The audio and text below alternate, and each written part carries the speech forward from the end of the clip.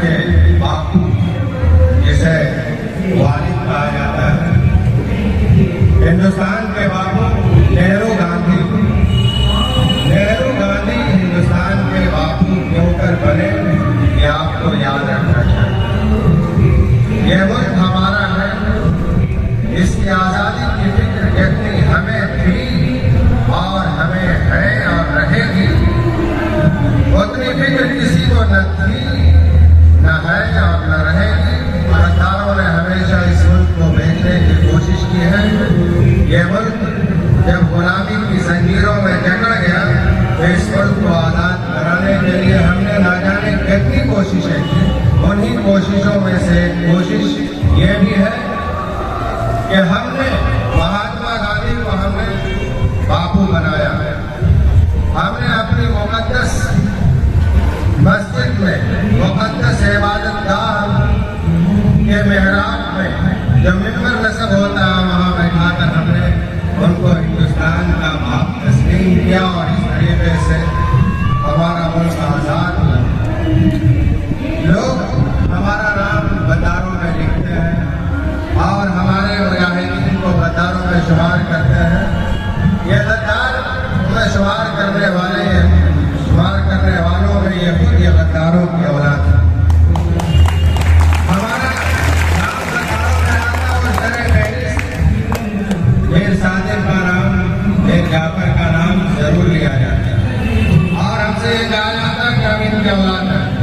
मैं आपसे और पूरे हिंदुस्तान के लोगों से ये कह देना चाहता हूँ कि गद्दारों का कोई मजहब नहीं होता।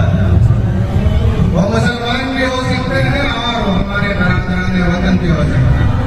यहाँ आपको दो नाम याद है, दो नाम और भी याद कर लीजिए ताकि आप ये कह सकें कि गद्दारों का कोई मजहब नहीं है। पूर्णिया पंडित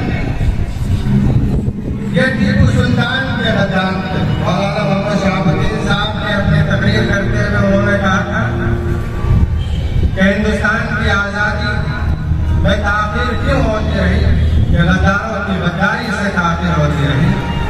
जहाँ टीपू सुल्तान के दूसरे गद्दार थे, वहीं टीपू सुल्तान के दौर गद्दार पूर्णिया पंडित थे।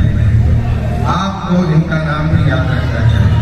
इसी तरीके से सिराजुद्दौला जो बंगाल के बादशाह थे, उन्होंने इस मुल्क की आज़ादी के लिए और इस मुल्क को गुलामी से बचाने के लिए जो कोशिशें की, उनके साथ जहां और लोगों ने गद्दारी की, वहीं जगत सेठ का भी नाम आता है।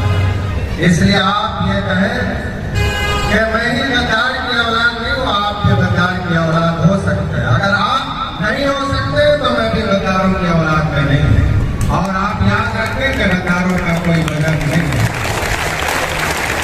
हम लोगों को इस मुल्क में हौसले के साथ रहना है, कदम जमा करके रहना है और इस मुल्क की तामीर और तरक्की में अपने जान और तन को हमेशा लगाए रखना है।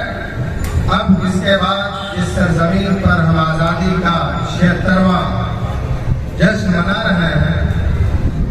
इस सरजमीन का हिंदुस्तान की आज़ादी में क्या रोल रहा है, क्या किरदार रहा है, इस मौजू पर 10 मिनट के लिए तशरीफ ला रहे हैं जनाब मुफ्ती रियाज अहमद साहब, जो तकरीर फरमाएंगे खानकाह रहमानी में जंग